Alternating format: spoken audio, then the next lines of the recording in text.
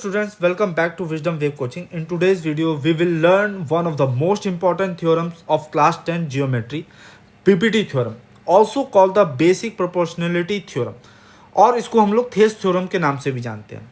So this theorem is very important for the board exam and is often asked in 2-3 marks question. So let's begin. What is the BPT theorem? क्या होता है BPT theorem? समझते हैं इसके बारे में. If a line is drawn parallel to one side of a triangle to intersect other side in distinct points, then the other two sides are divided in the same ratio. क्या मतलब हुआ? What is the meaning of that? क्या मतलब हुआ? नहीं समझ में आया? आइए समझते हैं इसको. ठीक है. Consider a triangle ABC. मान लो एक ट्राइंगल है ABC. अब इसको हम लोग प्रूव भी करेंगे. अभी समझ लेते हैं BPT थ्योरम होता क्या है. Consider a triangle ABC. A line DE is drawn parallel to BC. एक लाइन हम लोग DE जो है ड्रॉन करते हैं पैरेलल टू BC. तो DE is parallel to BC हमने ड्रॉ किया. Intersecting AB at D. देखो जो DE हमने ड्रॉ किया वो AB को इंटरसेक्ट करता पॉइंट D पे और AC को इंटरसेक्ट करता पॉइंट E पे. So according to the BPT theorem हमको ये प्रूव करना है कि AD upon DB is equal to AE upon EC. बस इसी को BPT थ्योरम कहते हैं. इसी को हम लोग को प्रूव करना है या इसी को हम लोग थेस थ्योरम कहते हैं, जो कि बहुत इंपॉर्टेंट है क्लास 10 ज्योमेट्री के लिए. ठीक है. तो आइए कैसे इसको प्रूव करना है सोचते हैं, समझते हैं और आगे बढ़ते हैं. ठीक है. चलिए स्टार्ट करते हैं यहाँ से. क्या क्या गिवन है पहले वो लिख लेते हैं. क्या गिवन है वो लिख लेते हैं. ठीक है. ए triangle ABC in which DE is parallel to BC and DE intersects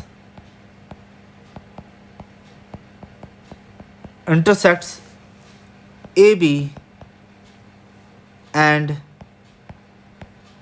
AC at D and E respectively. Clear रहती चीज़ें. अच्छा, टू प्रूव अभी हमने देखा कि हमको प्रूव क्या करना है. हमको प्रूव करना है AD upon DB AE upon EC.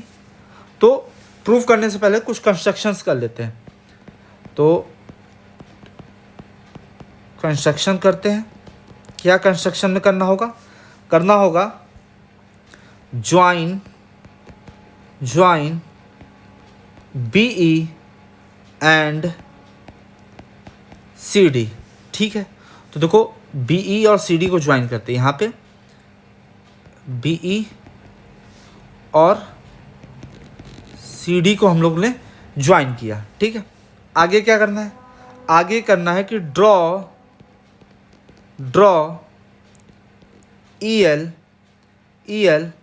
Perpendicular on AB and DM perpendicular on AC. ठीक है. तो करते हैं, ड्रॉ करते हैं एक लाइन EL. ये देखिए EL which is perpendicular on AB और एक करते हैं DM which is perpendicular on AC. कर दिया हम लोगों ने. क्लियर रहती चीज़. आगे बढ़ते हैं. प्रूफ स्टार्ट करते हैं. सो वी हैव अब जरा ध्यान से देखिए कि हम कहें कि एरिया ऑफ ट्रायंगल ADE. अच्छा, एरिया ऑफ ट्रायंगल कितना होता है? Half into base into height. यही होता है. अच्छा, ट्रायंगल ADE की बात किया तो ADE बना लेते हैं, थोड़ा सा समझने में आसानी होगा. Triangle ADE. अच्छा, हाइट जो था वो L था. ठीक है. तो बेस हो जाएगा हाफ इंटू बेस की बात करें तो बेस हो जाएगा ए डी इंटू हाइट हो जाएगा ई एल। क्लियर इतनी चीज़ें, क्लियर इतनी चीज़ें यहाँ से। ठीक है, आगे बढ़ते हैं। फिर हम लोग निकालेंगे and area of triangle D B E जो है वो भी half into base into height होगा। क्लियर इतनी चीज़। अच्छा, ट्रायंगल डी बी ई भी बना लेते हैं हम लोग। डी बी ई देखो कुछ इस तरीके से दिख रहा होगा, ट्रायंगल डी बी यहाँ हम लोग लिख देते हैं डी बी ई। क्लियर इतनी चीज़ें, क्लियर है। अच्छा देखो, इसका हाइट की बात करें तो इसका हाइट ट्रायंगल से आउटसाइड ऑफ द ट्रायंगल पड़ेगा, करीब कुछ ऐसे दिखेगा जो कि एल है, यही तो इसका हाइट होगा। कुछ ट्रायंगल के लिए height outside of the triangle बनता है, तो इसीलिए इसका हाइट जो है इस ट्रायंगल का हाइट है ई एल होगा।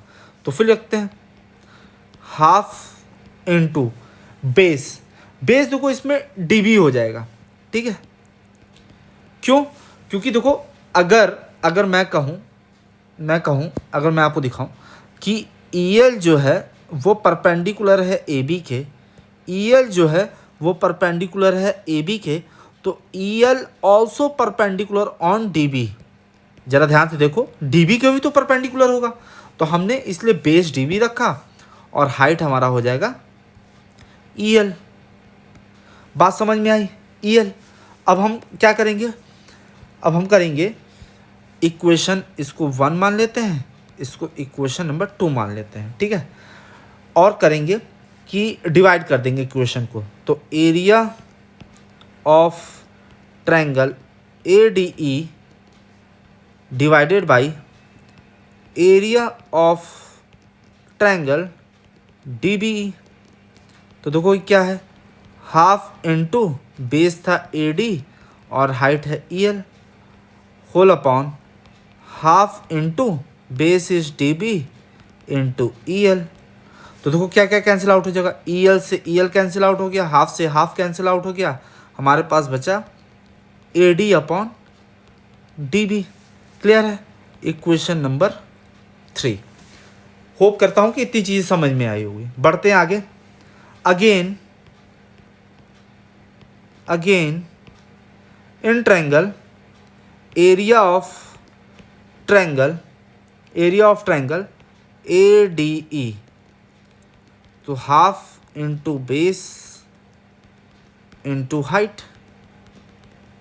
अब देखो area of triangle A D E लिया गया, ए डी ई। अच्छा, एक बार हमने हाइट जो है वो ई एल लिया था, इस बार हाइट हम लोग डी एम ले रहे हैं।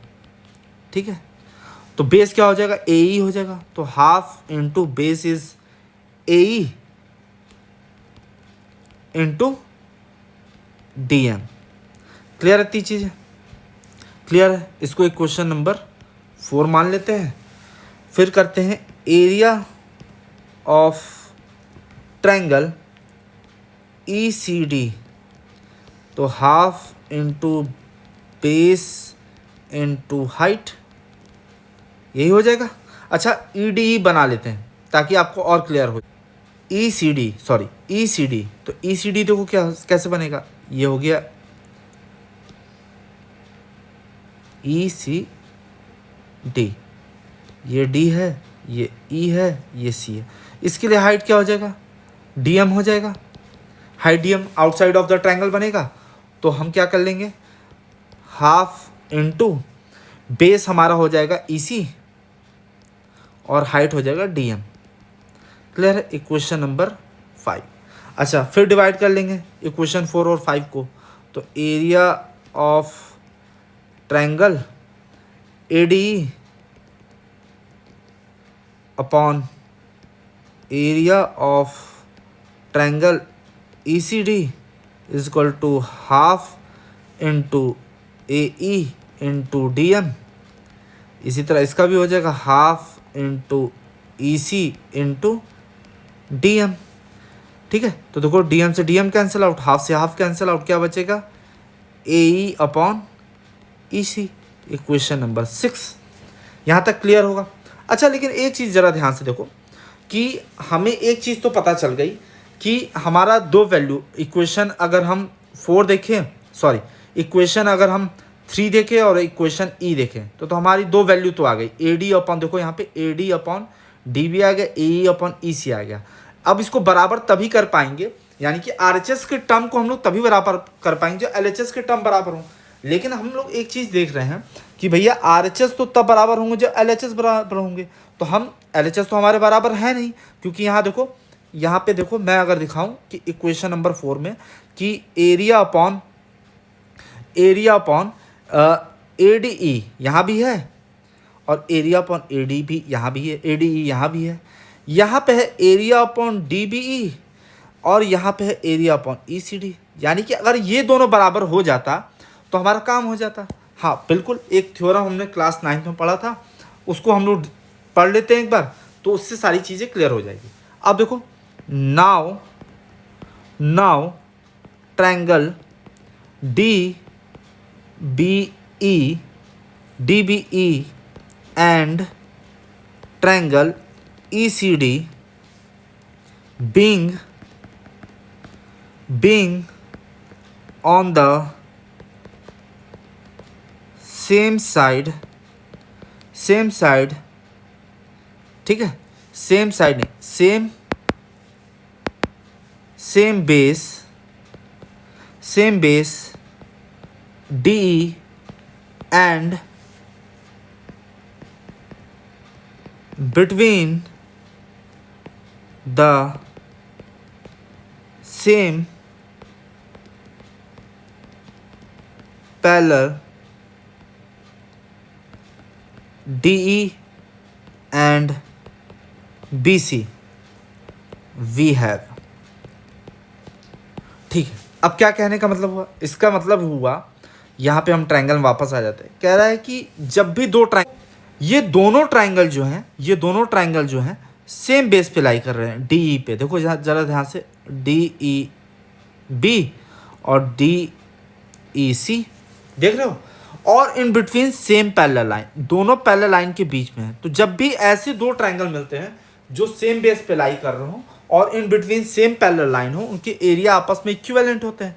तो यहाँ देखो हम क्या लिखेंगे, हम लिखेंगे कि area of triangle DBE is equivalent to area of triangle ECD, और इक्वेशन नंबर 7 मान लेंगे।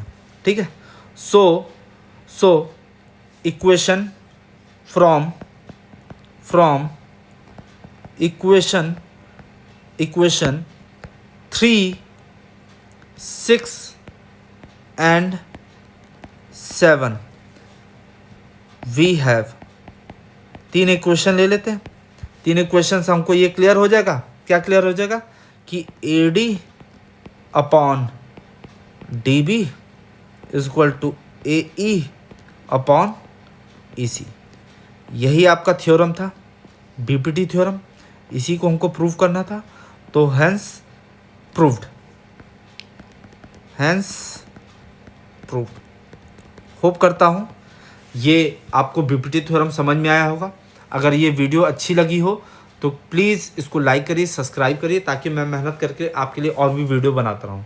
आज के लिए थैंक यू।